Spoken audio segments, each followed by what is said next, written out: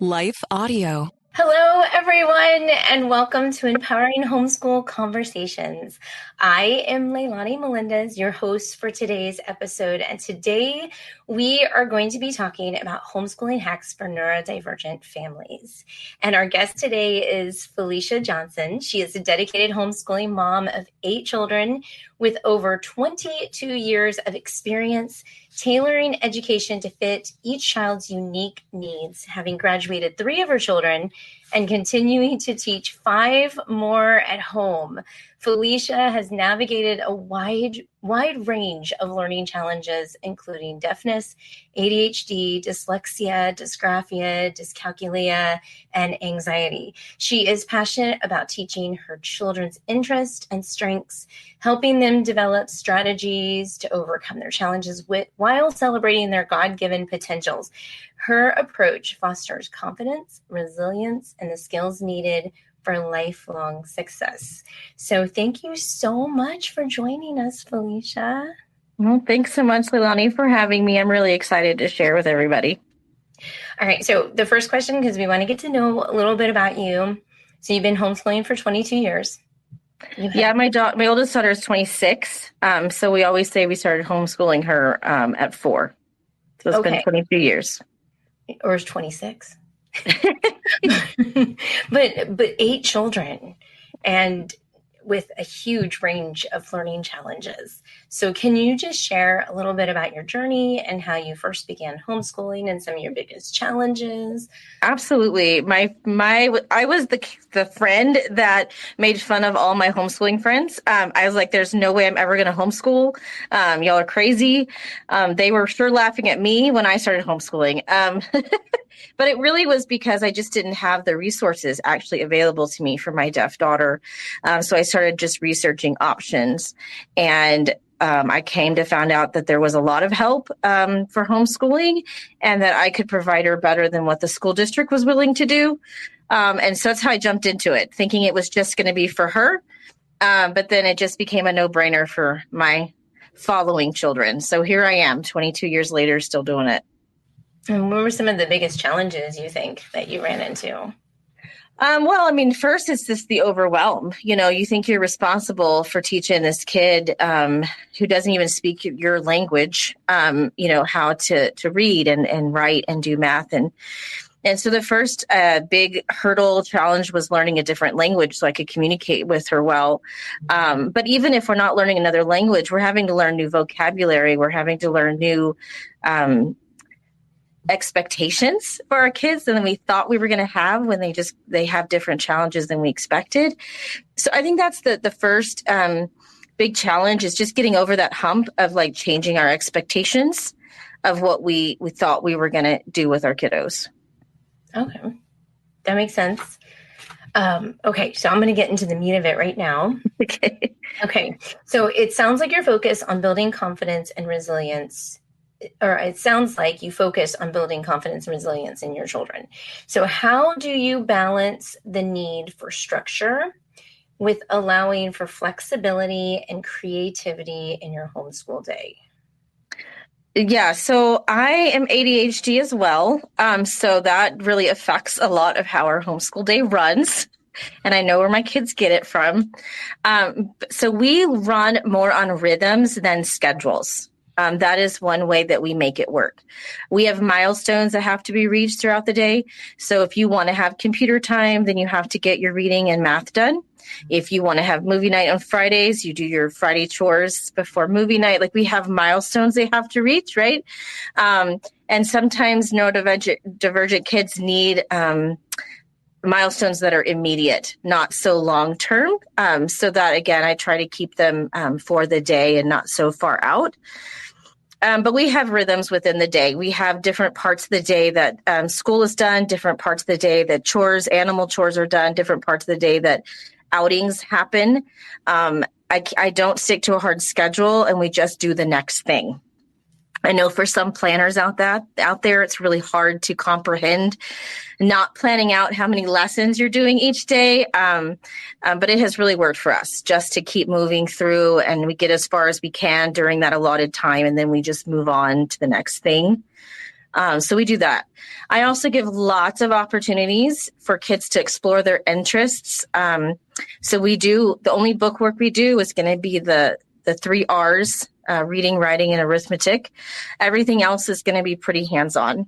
We use 4-H for a lot of hands-on projects as well, but we give them lots of time to play with materials. I've got a mechanic. He likes to play. He's a truck outside that he plays with. I've got a animal kid, so we have goats and chickens that he's out there building things for and learning more about his animals. So it depends on the kid and what their interests are. And I'm constantly putting them into contact with other experts because obviously I don't know everything. So it's really just giving my kids a chance to experience the world and experience things that interest them. And then I use those interests to motivate them to get through the boring stuff, the reading, the writing, the arithmetic. We use that as a motivator to get to the things they want to do. Okay. I'm writing stuff down because there was a couple things that you said that I thought was really, really good. I think, first of all, I think it's amazing that you're willing to admit you have ADHD because I just did a podcast review. On this podcast, me and another co-host talked about ADHD, and it's just so interesting just how many of us have been, with that. And we're having to adjust. I also like that you said that you run on a rhythm and not a schedule. Mm-hmm. And I've heard that before. I've never heard the term rhythm before. I really like that. I've heard rotations versus schedules before. Yeah, and sometimes they say routines. Yeah, routines. That's what I was trying to say, routines instead of schedules. But I love that term rhythm, because that really just kind of sums it up. And then the milestones, the immediate milestones. So I was going to ask you, what are some examples? You mentioned movie night. What are some other examples of the milestones that you try to reach? Well, for example, my 7-year-old this week had earned enough money to buy a Lego kit that he wanted, and he knew it was coming from Amazon. Yesterday, I think it was when it got delivered. He knew when it was coming, and I said, you can't open that box until your schoolwork is done and your chores are done. And so that was a pretty immediate milestone. He knew that if he wanted to get to that Lego kit, he had to get his chores done. And obviously, we don't have that happen every day. But I try to use things that they're excited about. I don't necessarily hold it over their heads, but we use it as a target. If you want to get to this point, what are the things that we have to do before that point? And I can use that with they get 30 minutes computer time after they've done their schoolwork every day. And because we're not a big screen family, that's a big deal for them to get that computer time. And so I just use little targets. We had a zoo trip coming up, and I said, I can pay to get you into the zoo, but anything you want inside the zoo, any of the rides, you're going to have to earn your own money.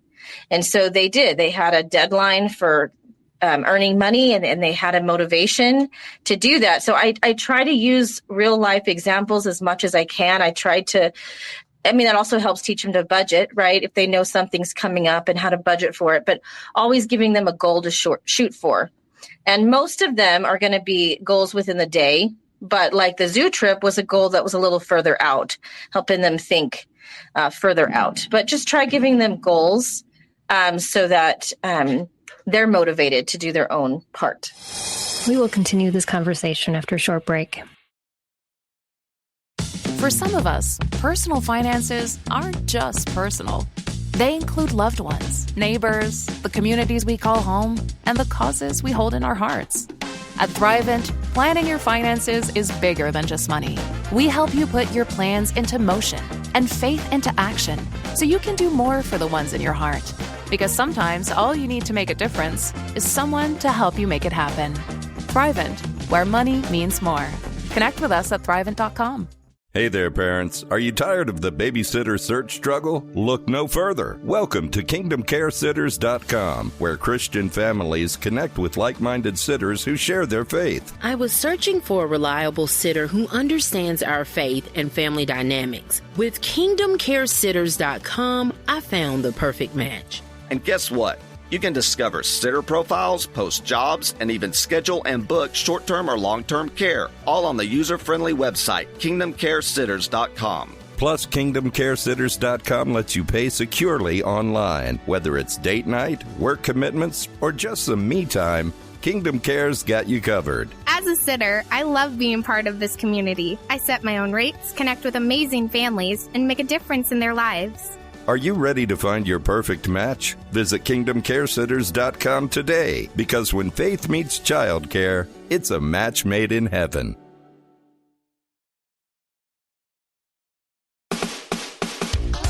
This is Empowering Homeschool Conversations, provided by SPED Homeschool, a nonprofit that empowers families to home educate diverse learners. To learn more, visit spedhomeschool.com.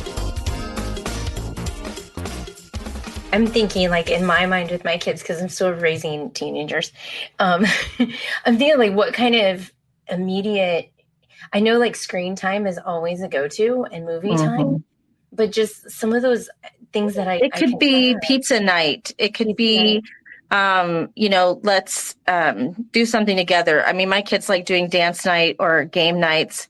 And so we try to do things together. And so, but it's like, okay, XYZ has to happen before the next thing can happen. You know, that's that, just constantly letting them know that it takes a team to do all the things. And if we all do our part, then we all get the reward at the end, whatever it is. I'm even thinking, like you said, game night. Like, I love game night. Having them pick out the game. Absolutely. Yeah. We've done that. We've done contests too. Like, the person who brought me the most, pencils off the floor, gets to be the one that picks out the movie for the night or whatever, depending on what was going on that day. Or even like shopping on Amazon together. For games, I know my kids are really big into different types of games and stuff like that. And I even love some of those logic games that also teaches why you play, but they think it's fun. They don't realize they're doing Absolutely. it. Okay. And then the other thing that you mentioned that I thought was interesting is that you try to put them in contact with other experts in the area. And you mentioned something about the car. Yeah. So really, I network a lot. I'm a networker. I like meeting new people. So my oldest son, who is now 24, was obsessed with trains. He was obsessed. Like, everything we did was trains from the time he was 2. So we rode a lot of trains. I took him to tons of museums. He would talk the arm off of anybody there that would listen to him. At 12, he got to volunteer at one. And he started walking people around and telling them about trains. I just try to connect my kids with somebody. When he got to be in high school and he wanted to be a mechanic, he actually interned with another mechanic. He ended up getting the job. He now is the diesel mechanic for the Durango-Silverton Railroad. So he worked himself up to his dream job. But we did this by just networking and putting him in contact with people who know things about trains, because obviously I didn't know anything about trains. I don't even know how to, do much to my own vehicle, nevertheless a train. So I had to reach out to the community to find people that would pour into my kiddos. I've got another one who wants to be a mechanic. And so we had a gentleman from the church give him a 76 Dodge pickup that he can rebuild. He's 12 years old. And that's what he tinkers with, is this truck outside. And so just reaching out to people in your community, because if they love something, they're going to want to share it as well. And that's where our kids really get this outside experience that we as parents can offer them just by networking.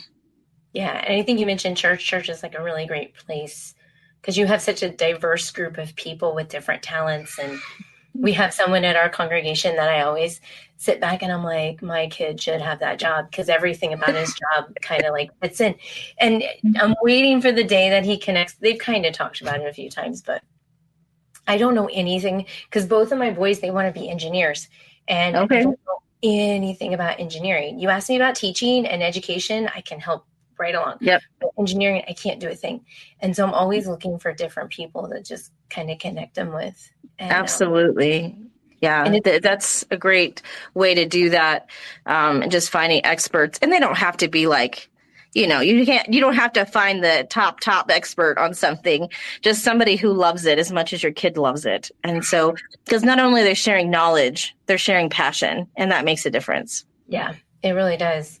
Yeah. And the other idea too, that God always brings the right people in their path, who they can connect with.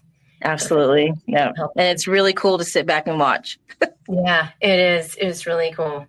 And I also like I don't know, do you do any homeschool co-ops or anything we have in the past? We have in the past. When you have a lot of kids, I think it's harder.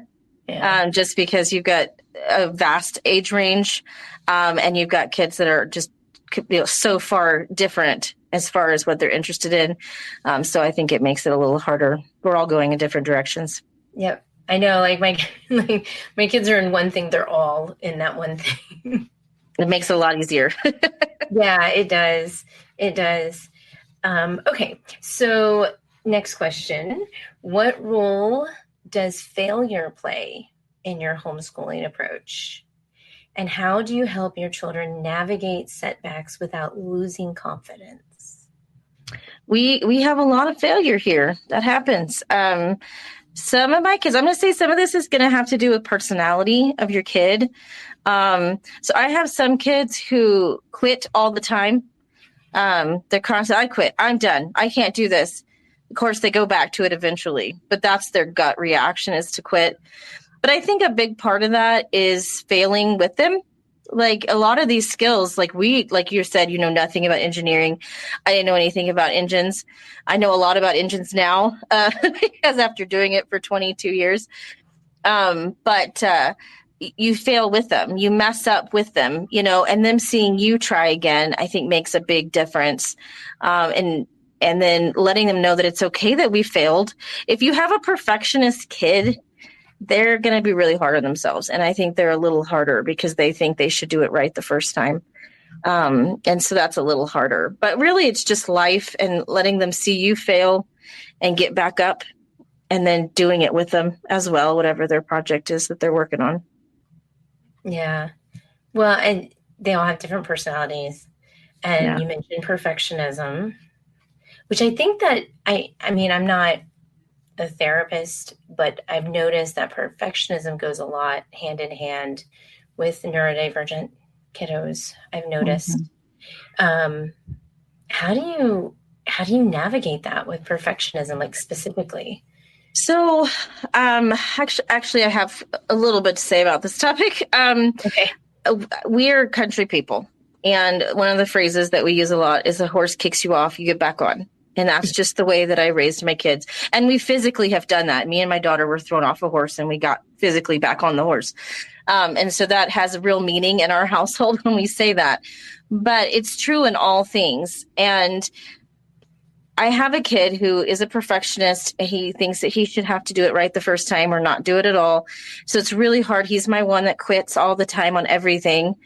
And it takes a lot of diligence on the parents' part to keep pushing, not in an aggressive way, but we just constantly go back to it. It's like I give him his break when he's mad and he wants to quit. I let him have his break. I let him walk away, and then we go back to it together. He was really mad at his truck. He wanted to sell all of it for parts. He was done. He wasn't going to do mechanics anymore, and so I took him to our local auto shop who does a lot of old parts, not just new parts. I took him there and I said, hey, let's get some parts. And so we got to talk to the guy and ask about, and he hunted down some parts because finding parts for a 76 Dodge is not really easy. And he hunted down some parts for him. But you know what? He came home and he was excited again, and he was working on his truck. He took his carburetor out and put it in a box because he learned that he'd have to trade that one in for a new one. For the core. And so sometimes it just takes relighting that fire again. And we did it together, and it wasn't like I was yelling at him, or it wasn't like you have to finish because you started this. It wasn't it was like I let him have his moment, and then we found something else to talk about, found another entryway. It is very slow moving. You can't be in a hurry with these kids because if he's frustrated, he's not going to do a good job. So if you're forcing him to do something and he's ready to quit, he's not going to do a good job. So I really give him more time than I give any of my other kids. But when guitar is another example, he wanted to quit guitar. He's been practicing now for 4 years. And he can finally play some chords. It's very slow going, but I think the value in it is the fact that we keep him going instead of letting him quit. Mm-hmm. But it's not a forced no, I paid for this, you're going to keep doing this. It's why do you want to learn to play guitar? Oh, maybe you could play. We're going to have a music night tonight. We're going to have a jam session, just us at home. Maybe you could play your guitar for us. And if he has a purpose and he has a goal, again, this is milestones again, I think that it really helps keep him on track. Yeah. I was thinking about that with my son too, with the guitar, because my son also plays guitar.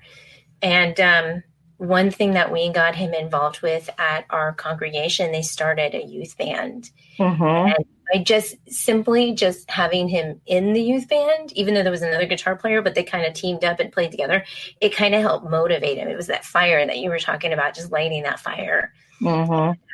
So they have to have that motivation to do it, and you have to kind of help prod them along, because you don't want them to quit and walk away from everything. You want them to learn how to finish. Yes, some things aren't worthy to finish. Okay, that happens. That's life. But you want him to at least see the end result of whatever he's working on, get as far as he can without just quitting because he's frustrated. Yeah. And that's like a life skill that I think all of us are still, I'm working on that too.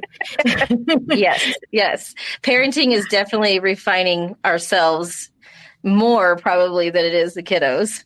I know. I feel like just seeing myself inside of the kids, and oh, that was me when I was a teenager. And yeah, that would be a bunny trail to go on. But yeah. The different personalities, the perfectionism, the quit.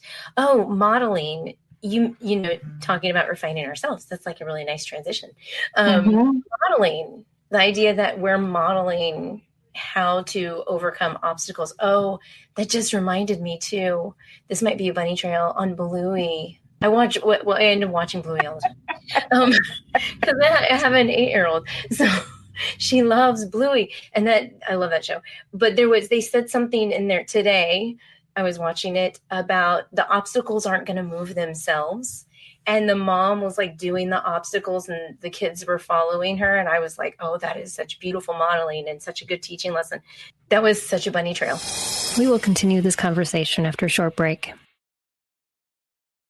For some of us, personal finances aren't just personal. They include loved ones, neighbors, the communities we call home, and the causes we hold in our hearts. At Thrivent, planning your finances is bigger than just money. We help you put your plans into motion and faith into action so you can do more for the ones in your heart. Because sometimes all you need to make a difference is someone to help you make it happen. Thrivent, where money means more. Connect with us at Thrivent.com. Hey there, parents. Are you tired of the babysitter search struggle? Look no further. Welcome to KingdomCareSitters.com, where Christian families connect with like-minded sitters who share their faith. I was searching for a reliable sitter who understands our faith and family dynamics. With KingdomCareSitters.com, I found the perfect match. And guess what? You can discover sitter profiles, post jobs, and even schedule and book short-term or long-term care, all on the user-friendly website, KingdomCareSitters.com. Plus, KingdomCareSitters.com lets you pay securely online. Whether it's date night, work commitments, or just some me time, Kingdom Care's got you covered. As a sitter, I love being part of this community. I set my own rates, connect with amazing families, and make a difference in their lives.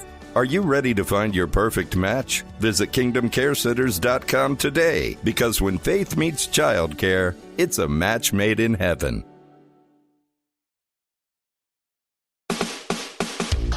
This is Empowering Homeschool Conversations, provided by SPED Homeschool, a nonprofit that empowers families to home educate diverse learners. To learn more, visit SPEDHomeschool.com.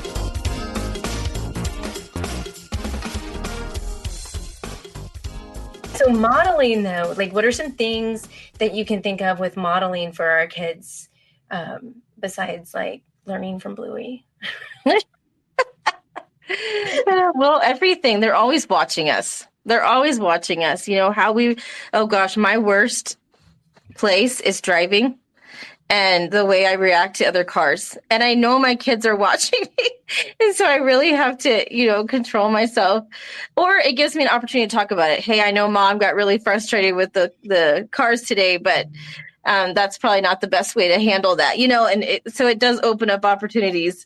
But they're always watching us. They're watching everything we do and how we react to people, how we treat other people. Even like simple things as phone skills, they're only hearing our side of the conversation when we're on a phone. So what are they seeing? What are they learning from us without us actually teaching? Okay, so I was on the phone yesterday. Like, this is full confession. I was on the phone yesterday and my daughter was sitting next to me listening to her own conversation. And I just started talking about I'm just going through something right now. But she looks at me, she goes, Mom, stop gossiping.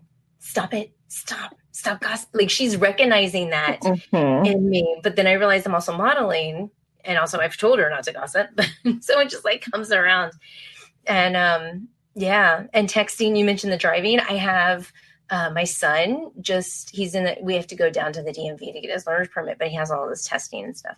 But he's all like obsessed with like watching me drive. And the big thing is don't text Mom, don't text Dad. Yeah. My kids was the rolling stop. Mom, you didn't stop at that stop sign. I was like, yes, I did. I know. Well, I started to think about my actions. And, coming from a Christian home, like every, those things that my character, my personality, all those little things, my anger, that's another one. Like how many times when they were little that I just brushed them off or I got mad at them. And now that they're older, I'm seeing that come out of them. So yes, they're good copycats. Yeah. I also think with the neurodivergent, a lot of them do, if I'm not mistaken, learn from doing and from their environment. If you've got ADHD kids, they're definitely going to be your more hands-on learners by doing with you, usually. If you have, autistic kiddos who are big, got to follow the rules, have a set, and you're breaking those rules because sometimes there's things that are bendable, right? And a lot of times our neurodivergent kids don't understand that bend, that there's exceptions, that, there's certain places where one thing is okay and another place where it's not okay. And so sometimes we just have to take a little extra time to explain that and help walk our kids through those situations. But yeah, they're always watching and we have to be careful. It doesn't mean that we have to be perfect. It's just noticing that and catching it and, having those conversations with our kids. Why did we make that bad decision? Or why did we choose to go serve this family and not serve another family? Or, whatever we are doing, but living with our kids side by side. Mm-hmm. So I know you said you had kids with ADHD. Do you have any on the spectrum? So none that have been diagnosed on the spectrum, but because they do overlap, ADHD and autism overlap a lot. So I've got hints of OCD going on. I've got, so we've got a lot of the same issues. In some of my kiddos, my deaf daughter she doesn't have any white matter in her brain. And so she doesn't necessarily have a diagnosis for that, other than she processes information very differently than normal people. And one of the things that she has done to understand the world, it's a very OCD habit, but she's very much all about checks and balances and lists and do's and don'ts. And she's very, OCD about a lot of those things because that's just how she's had to organize stuff in her brain to help her live in this world. And so I see a lot of that. My 12-year-old is got ADHD among everything else. He also has a lot of OCD tendencies. And I think he does that to help process the world around him, to understand what he's seeing and how to interact with other people. So then, because I know we mentioned earlier where we talked about you run on a rhythm, not a schedule. And you mentioned the daughter that it's by checks and balances. And I know with my daughter that has Down syndrome, like we have her, like you do this in this order at this time. Everything's like very specific what you do. Mm-hmm. So then with how does that, like having that routine and not a schedule, you're mm-hmm. how does that work? Okay, go ahead. Yeah, it doesn't sometimes. And a part of that, I always felt like my daughter needed to learn to live in a world where everyone wasn't going to follow her schedule. Everyone wasn't going to go by her, requirements. And I think part of that created where she did it herself. She's like, okay, everyone else isn't going to go by my schedule, but I am. And she started to take responsibility for her own schedule and her own order of things. Now, she is a firstborn, so she's a little headstrong. And so she just decided that was how she was going to do things. We have lots of frustration. She's been through lots of counseling to help her deal with transitions. She had a hard time transitioning through middle school. And so she's held down 3 different jobs now. She's 26 now. And all of her jobs, this has been an issue because she has, they tell you this set of rules when you get hired, right? This is the way we do things. Does everyone do them exactly like they do? No, they don't.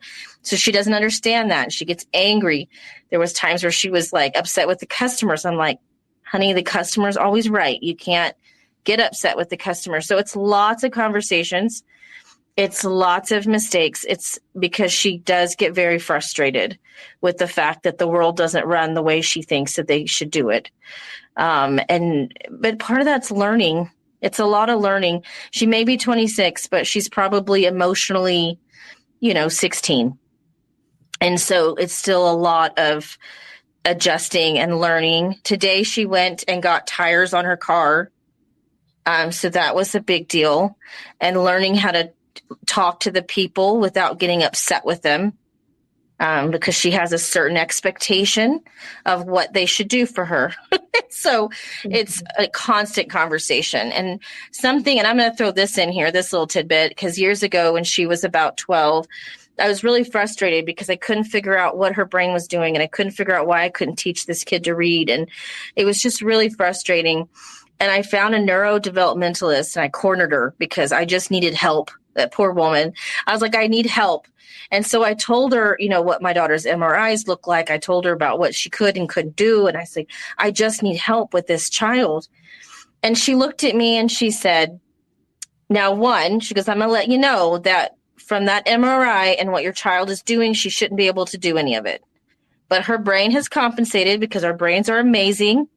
And she's figured out how to do things. She goes, so that's good. And you need to be happy and excited about that. She said, but second, everyone else thinks they're on an 18-year plan with their kid. But some of us are on 30-year plans. Some of us, we need to get out of the mindset that our job is done in 18 years. And that is so true because our kids always need us, even when they're adults, even if they're neurotypical. Our kids need us. There isn't a deadline for this parenting gig. But for our kids that need a little more help, we need to prepare them to be independent as they possibly can. Yes. But we also need to be looking at it as a long-term commitment relationship, like we should anyway with any of our kids. But we need to get out of this 18-year deadline. You know what I mean? Like we just need to think about this a little more long-term. And my oldest has done very well for herself. She's very independent. She's lived on her own. She's worked her own jobs. She is back at home now. But that was for personal reasons. And she does very well. She just needs help navigating things sometimes. And that's okay. That's what we're here for. Because we're all supposed to kick our kids out when they turn 18. Right. No, I think that's funny how we're homeschooling because we don't want to do things the way that the public school did. Yet we still have some of these ideas that randomly pop in our head that are directly taught from the public school system. That's how we were taught. Yeah. Yeah, that's how we were taught. Yeah. Well, we're done. Yeah. But yeah, I think that applies with everyone, Mm-hmm. not just neurodivergence or Absolutely. anything like that. Absolutely. Yeah. But we have to have our mindset in the right place so that we're not getting like where we don't feel like we messed up or we did something wrong because our kid isn't ready to launch at 18, you know? Right. Okay. I'm going to move on to the next question. So as a mom who has successfully homeschooled children with a variety of challenges, what is one of the most rewarding moments you've experienced in your homeschool journey? Well, my favorite thing is always seeing them succeed at the one thing they love doing.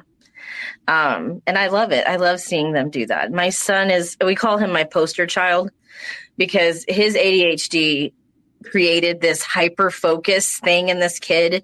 And he was so obsessed with trains. And I just took it and ran with it. I was like, okay, you like trains. What are we going to do with trains? And we wrote papers about trains and we did studies of aerodynamics. And, we turned everything we could into trains. We've ridden trains all across the United States. And so seeing him take that and then learn how to be a diesel mechanic and then take that and actually do diesel mechanics on trains, seeing him progress in the one thing he loves. And now he's a daddy. So that's even really fun. Just seeing them succeed is it's just the icing on the cake. Like, I just love seeing them succeed at the one thing that they just love. My deaf daughter is obsessed with flowers. She went to floral design school and has her certificate in floral design, and she just loves it. She's also very good at photography. So seeing her take her skills and her talents, even with all of her challenges, and be able to just, in her mind, succeed at something that she loves, that is my reward for all of this. It's just seeing my kids use the talents that God gave them to do the thing that they were created to do. What about the little kids? Because I don't think you mentioned much about them, if that's okay asking. Yeah, no, it's fine. What are those? Yeah. The people always want to know the end result. So we usually talk about the older kids, because they're kind of, I'm done. Now they have to do their part kind of thing. It's like, okay, how did I get them to point A to point B? But the little kids, we talk about my 12-year-old a lot too. He's the one that we call him our alphabet soup kid, because unfortunately that kid got everything in our family. But he's also very interested in motors and the way things work. And so we do lots of hands-on things, lots of power tools, lots of tinkering, lots of building. And so I love seeing him because he's my quitter. Remember, that's the quitter. So after he finishes something and he is so proud of himself, it's still that same thing where they have succeeded in something they wanted to do. So even if it's small things and not big life-changing things, it's still amazing to see them when they know that they did something and they finished it and they did well. Even just finishing your assignments too. Yeah, they don't get as excited about that as I do, though. You're like, I'm done. They're more excited about the song they played on the guitar or, the ramp they built for their bike, or those are the things that excite them. And I like seeing them excited. And I'm sure, you mentioned the 12-year-old likes motors. Does his older brother come over and do stuff with him? He does. They live about 6.5 hours away, so we don't get to see him often. But yeah, no, most of the work he's done on his truck has been with his brother. 6.5 hours. Wow.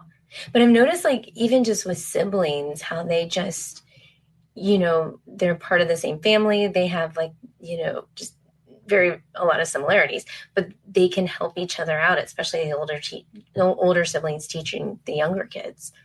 Do you see that a lot in your family? Yeah, that's definitely a blessing of a large family, is we usually have what we call buddy systems. And so we have a buddy that helps an older kid that helps a younger kid. It's really nice. It's not always beautiful, but when it is, it's very beautiful.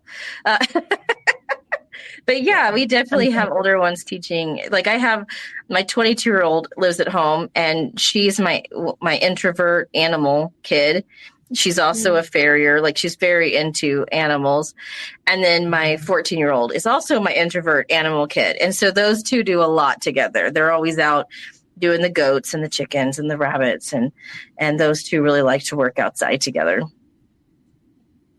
Oh, you have goats and chickens and rabbits. Yeah, we have a little homestead.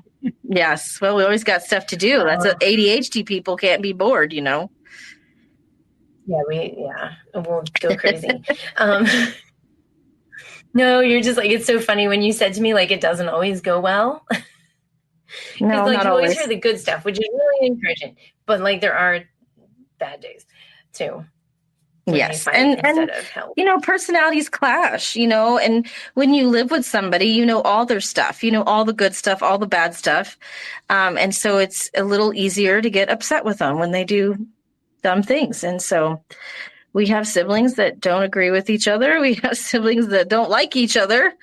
But you know what I always tell my kids, because my oldest was very difficult to live with and her personality. And I always raise my kids with, you know, sometimes we have to learn how to hug the porcupine. And y'all get to practice every day hugging the porcupine. And that's just part of, you know, showing God's love to everyone around us. And so we have to be able to hug the porcupine sometimes. And that's what we're doing. Have you ever gotten like little stuffed porcupine? We have a stuffed hedgehog. A stuffed, okay. Well, it's not really porcupine, but it's close. You know, I was thinking modeling. I don't know why my brain went in that direction, but modeling with a porcupine. Or like a pin. No, that wouldn't be safe.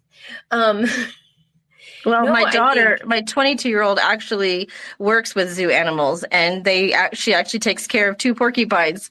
And so she's taken the little guys to go meet them, and they always bring me home porcupine quills. And so that's a very good visual. Okay, yes. There could be so many jokes. Like, I could think of so many different jokes, but like using those real world examples, or even like having inside jokes like that too, helps. Actually, what is it? I heard when you have laughter, it's connected with memory, and you remember things more. And sure. So I don't know. You know, yeah, we definitely have our jokes. Like, well, one of my things was like I raised my kids like to understand their differences, their challenges. Like my first daughter being deaf and she had to wear a hearing aid. I always told her, I was like, you wear a hearing aid, but I have to wear glasses. I was like, we all have challenges. We all have something we have to overcome. But if we can figure out what that is, then we can find the right tools to help us overcome them. And so we are always making jokes about our differences. We're always making fun of ourselves because we are broken people and none of us are perfect. And that's not the expectation at the Johnson household. We are not perfect. Right. And no judgment either.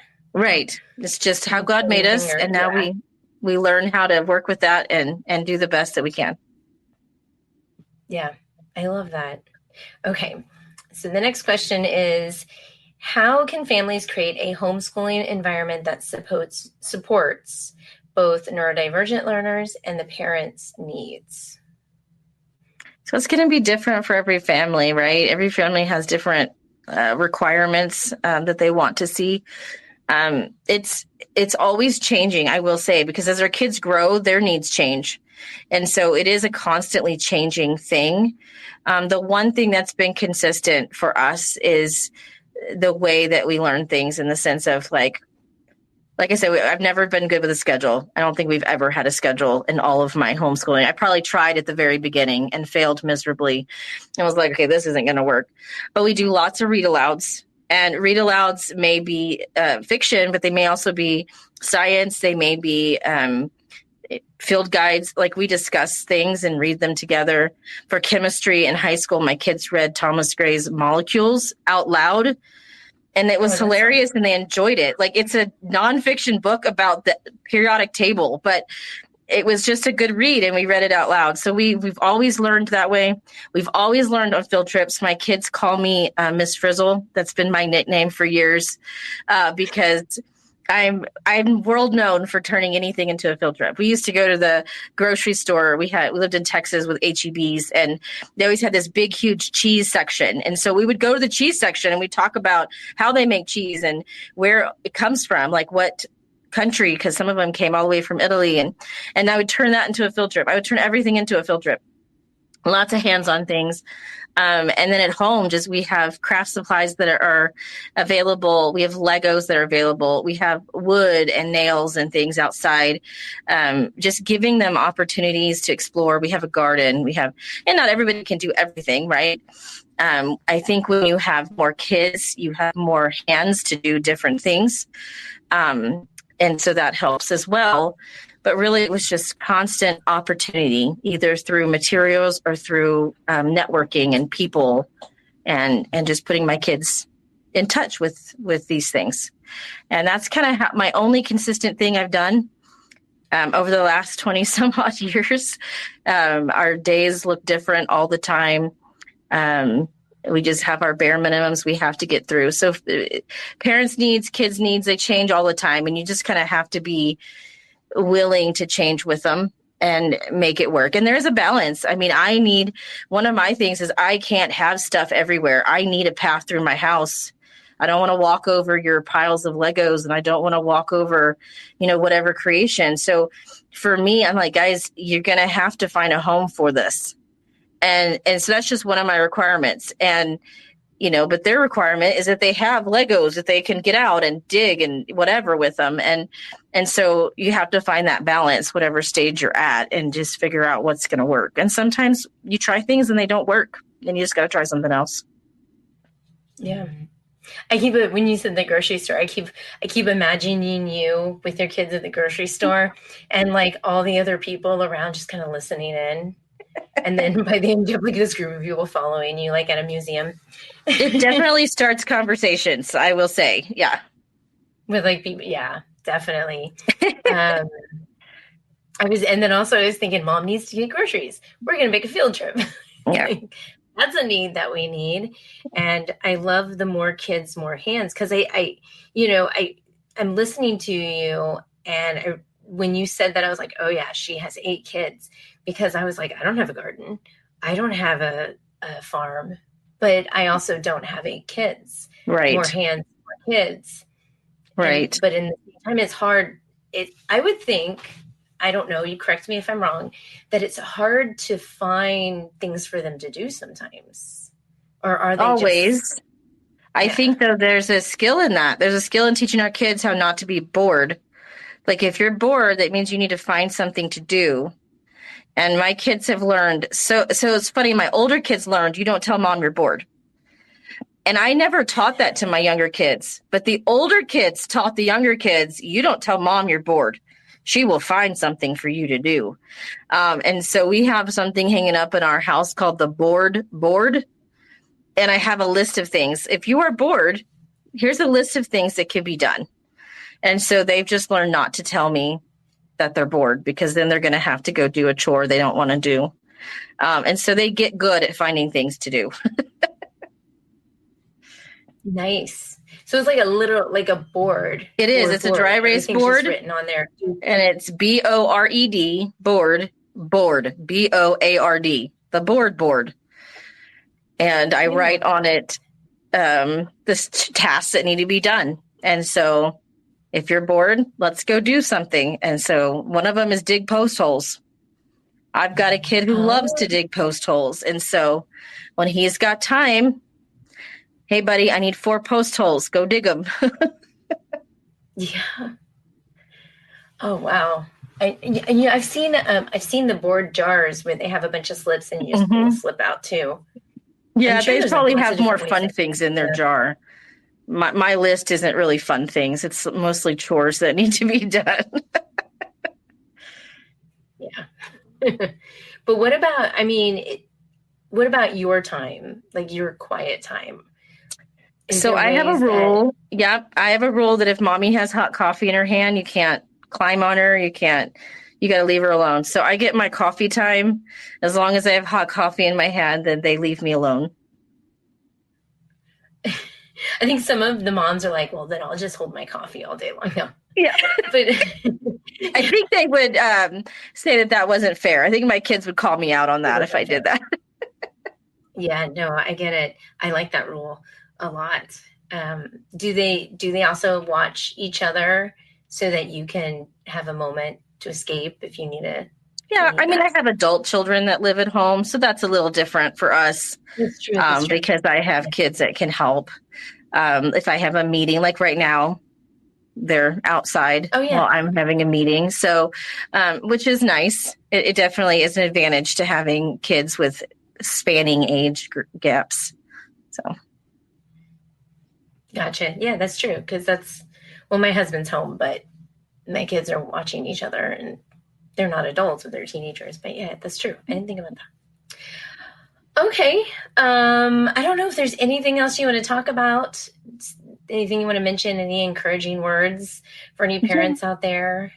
Yeah. Let's see. Encouraging words. I have loved homeschooling and the relationship it's given me with my kids.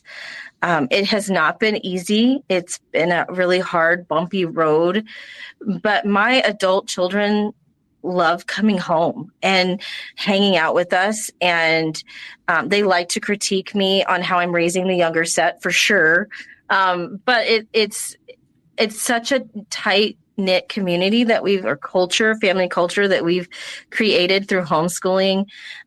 So even if it is bumpy and rough and you think your kids are never going to like each other, just keep at it. Like, this is a huge blessing for you and your family. And it has been really a blessing for us. And like I said, it has definitely been refining for myself. Like, I have had to grow up so much, and I've had to really lean on the Lord for help through a lot of these situations, especially when you're trying to decide which professionals to include, which therapies, which doctors. When I started, I'm just going to reach out to the special needs community here, really, is that when I started with my daughter and we were having 2, 3, 4 doctor's appointments every week, all the testing, and your whole life kind of revolves around your special need kiddo, and the other ones kind of feel left behind. It's just a season. And I let my kids know that this is just a season. And I always try to make time for each kid so that they would know that it's not all about, my oldest in her sense. And now it's my 12-year-old we're going to all the appointments for. There's going to be the right people for them and the right season. And so even though we do therapy, that doesn't mean we're always going to do therapy. We only do it for when I feel like it is breathing life into our family. It is breathing life into my child. But there are times to take breaks. You're not going to ruin your kid taking a break from therapy. God chose that child to be the way that they are for a purpose and a reason. And I just find beauty in that. And now I can say that because I'm looking back on years and years of doing this. And I know that when we're in the heat of it, it's really hard and it's really exhausting. And you just feel like you're not doing anything right. I put my oldest in school when she was in 5th grade because I thought I could never teach her to read. I thought I was going to ruin her because she wasn't reading past a 1st grade reading level, and she was at 5th grade. And I put her in school, and the teacher had the exact same problems teaching her to read that I did. So it wasn't me, it was her brain. It was the way her brain functions. Language is a frontal cortex thing, and she has a really hard time accessing frontal cortex. And so it's just her. And so just having that teacher, who was a wonderful Christian lady, walk beside me and help me through that was a real growing experience for me in that, because I realized that I am doing good for my daughter, and we have a relationship. It hasn't been beautiful all the way through, but we have a really strong relationship because we've walked through really hard things together. And I think that's part of the blessing in raising these special kiddos. Yeah. So now we want to know, where can our listeners find you? Find more of your work, resources, advice on homeschooling? Where can they find you? Yeah, so I have a little corner on the web called the tailoredhomeschool.com. That's really just to find my products and a little bit about me. But I am pretty active on Instagram and Facebook at the Tailored Homeschool. That's where you're going to find me most of the time. The Tailored Homeschool. Okay. The Tailored Homeschool. Yep. Yeah, we'll probably have those down in the show notes as well, too. Great. Thanks. All right. Well, thank you. Thank everyone for tuning into today's episode of Empowering Homeschool Conversations. If you're looking for more resources, support, and encouragement on your homeschooling journey, be sure to visit Homeschool Heroes, which is powered by SPED Homeschool. At Homeschool Heroes, you're going to find free downloads, a supportive community of parents, homeschool-friendly providers, and expert consultants ready to help you confidently teach your child at home. Plus, there are some tools that you can explore, products, services designed to simplify your homeschooling efforts, all from a trusted nonprofit that understands the unique challenges of homeschooling children with learning differences. So join us at spedhomeschool.com to connect with resources, inspiration, and a community that's here for you every step of the way. So let's make your homeschool journey extraordinary. And once again, I just want to thank you so much for chatting with me today and with our audience. And I know a lot of people appreciate this. So thank you so much for having me. It was a lot of fun. Good. I'm so glad. It was fun too. It was a nice little break. A nice little break from life. Absolutely. All right. Yeah. All right. Thank you. Thank you.